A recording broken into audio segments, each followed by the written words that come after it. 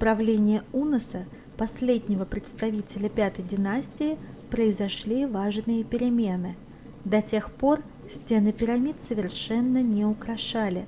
Надписи, нанесенные красными чернилами на поверхность некоторых каменных блоков, были сделаны рабочими каменоломен и должны были исчезнуть сразу после окончания строительства. Имена царей были обнаружены только в 2 храмах, да и там они украшали ограду процессионной дороги.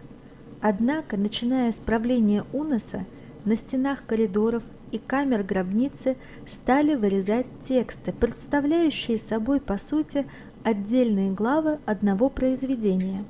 Такие же тексты с небольшими отклонениями, добавлениями и пропусками покрывают стены пирамид других представителей шестой династии – Тети, Пепи I, Меренры и Пепи II, пирамид цариц, жен Пепи II и пирамиды царя по имени Иби, правившего позднее.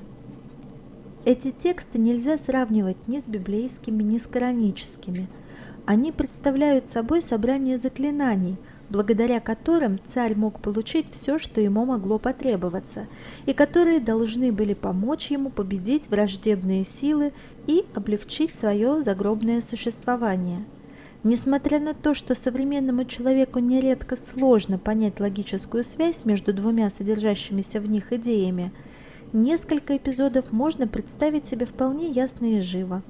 В текстах пирамид содержится рассказ о сотворении мира, соответствующий гелиопольской космогонии, перечень династий богов, рассказ о ссоре Сета с Осирисом, а затем с Хором, а также множество сведений о местных божествах и даже о соседних с Египтом странах и народах.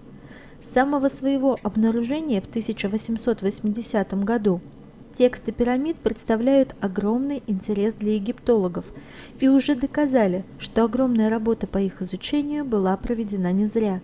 То священное значение, которое теологи и верующие с самого начала приписывали пирамидам, благодаря появлению религиозных текстов, очевидно, стало еще большим.